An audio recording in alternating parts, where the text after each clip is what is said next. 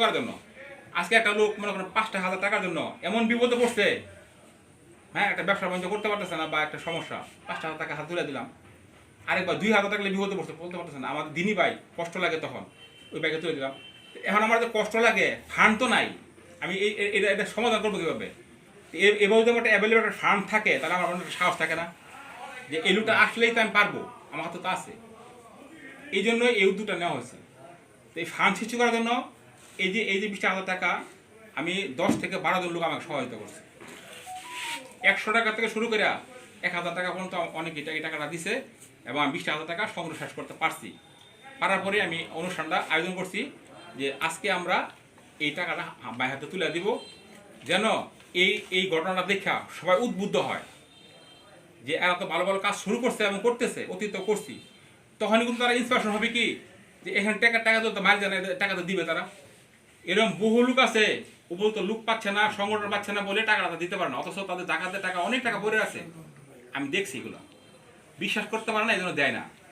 তা আমি যাদেরকে ফোন দিছি প্রত্যেকে আমাকে খুব বিশ্বাস মনে করছে এবং টাকাটা মানে উইলিংলি তারা আমার বিকাশ পাঠিয়ে দিচ্ছে। প্রত্যেকে এভাবে করছে। তো এই বিশ্বাসটা যদি রাখতে চাই, তাহলে আমাদের সবাই সম্মিলিতভাবে একটা কাজ করতে হবে। এমন কিছু কাজ আমরা হাতে নিছি, ইনশাল্লাহ ওই যে কথাটা বললাম না যে পাকু বইয়ের মাধ্যমে আমরা যে অ্যাকাউন্টটা খুলবো এবং আমাদের যে কী কী এজেন্ডা বাস্তবায়ন করার লক্ষ্যে এগুলো লেখা ফেসবুকটা পোস্ট দিব, 2টা এই বিশ্বাসে টাকাটা পাঠিয়ে দিবে। এভাবে যদি আমাদের হাতে ৫ থেকে ১০ লাখ টাকা আমাদের ফান্ড হয়ে যায়, তাহলে আমাদের কাজ করতে কোনো সমস্যা হবে। বড় বড় কাজ আমরা হাতে নিতে পারবো। মৃত্যুবরণ করবে প্রত্যেক, মরণশীল প্রত্যেকে মৃত্যুবরণ করবে। 3টা জিনিস সদা জারি হিসেবে জানেন আপনারা থাকে। একটা হলো নেক্সট সন্তান, 2 নম্বর হলো উপকারী আলেম, 3 নম্বর হলো সামাজিক কল্যাণমূলক কাজ। আমরা সমাজে এমন কিছু কাজ করে যেতে চাই যেগুলো আমাদের সদ্যা জারি হিসেবে মৃত্যু পর আমল চালু থাকবে। প্রত্যেকটা মানুষের আমল ক্লোজ হয়ে যাবে, কিন্তু এই আমলগুলো চলতে থাকবে। এই আমলগুলো চলার জন্য আমাদের দুনিয়াতে বেঁচে থাকা অবস্থায় আমাদের সৃষ্টি করতে হবে। মরে গেলে এটা সৃষ্টি করা যাবে না। কাজেই আমাদের দুনিয়াতে যতদিন হায়াতে রাখছে, এর মধ্য থেকে আমরা এমন কিছু করে যেতে চাই মৃত্যুর পরে যেন আমাদের আমল চিরজীবন চলতে থাকবে, কেমন চলতে থাকবে, এমন কিছু আমরা সৃষ্টি করতে চাই। ঠিক আছে না ভাই?